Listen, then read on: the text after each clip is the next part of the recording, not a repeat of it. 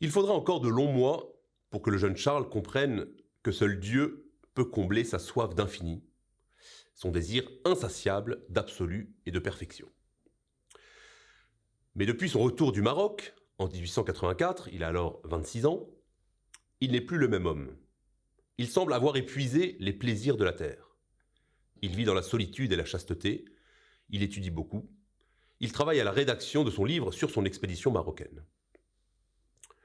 Le monde sans Dieu dans lequel il vivait depuis son adolescence, à cause du laïcisme ambiant et de l'esprit anti-religieux de la Troisième République, bascule petit à petit. Et c'est grâce à la présence de sa cousine, Marie de Bondy, et de sa tante, pieuse femme qu'il aime avec affection, que Charles va se tourner vers Dieu. C'est en fait le témoignage silencieux de leur dévotion et de leur vertu qui va l'entraîner vers le retour à la foi. L'intelligence et la charité de sa cousine Marie vont l'amener à s'interroger sur cette religion qu'il méprisait auparavant, par ignorance et par égoïsme, comme c'est le cas bien souvent. Quelques années plus tard, il décrira le miracle de sa conversion en ces termes, en s'adressant dans une prière à ce Dieu qui l'a séduit. « Vous m'aviez attiré à la vertu par la beauté d'une âme, en qui la vertu m'avait paru si belle qu'elle avait irrévocablement ravi mon cœur. Vous m'attirâtes à la vérité par la beauté de cette âme même. Vous me fîtes alors 4 grâces. La première fut de m'inspirer cette pensée. Puisque cette âme est si intelligente, la religion qu'elle professe fermement ne saurait être une folie comme je le pense. La seconde fut de m'inspirer cette seconde pensée. Puisque cette religion n'est pas une folie, peut-être la vérité même, qui n'est sur la terre dans aucune autre, ni dans aucun système philosophique, est celle-là.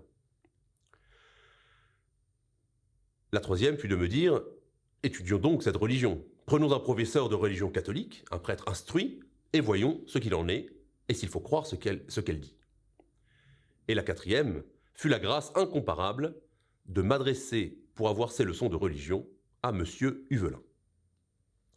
En effet, par l'intermédiaire de sa cousine Marie, Charles va faire la connaissance de l'abbé Huvelin, qui était vicaire à l'église Saint-Augustin à Paris. En octobre 1886, alors qu'il s'est enfin décidé à lui demander des leçons de religion, le saint prêtre répond simplement à Charles, étonné, de se mettre à genoux sur le champ et de se confesser. Après un instant d'étonnement, celui-ci accepte de le faire avec humilité et il demande à Dieu pardon pour toutes ses fautes passées et pleure amèrement ses péchés. L'abbé Huvelin envoie alors Charles recevoir la communion, séance tenante. C'était l'heure de sa conversion, l'heure mystérieuse de la reconquête de son âme par l'amour divin. Une conversion radicale, autant que sa débauche et son irréligion avaient été radicales. Une conversion franche et complète, irrévocable, totale. Charles ne l'attribue qu'à l'amour de Dieu, cet amour qu'il a progressivement envahi, conquis, submergé de façon irrémédiable, comme un océan qui inonde. Il écrit ceci, « Que vous avez été bon, que je suis heureux. Et qu'ai-je fait pour cela ? Depuis, mon Dieu, ce n'a été qu'un enchaînement de grâces toujours croissantes, une marée montante, montant toujours. Ô mon Dieu, faites-moi la grâce, moi aussi, de me convertir radicalement. Envahissez mon âme du torrent de votre amour, que je ne puisse y résister, et que je me laisse entraîner à votre suite par ce flot divin.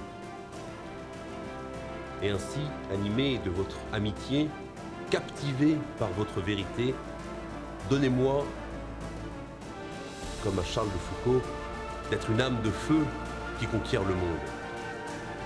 Et donnez-moi, comme à sa cousine Marie, d'être l'une de ces âmes discrètes et pieuses qui convertissent les cœurs par leur clarté et leur charité, même les cœurs les plus réfractaires.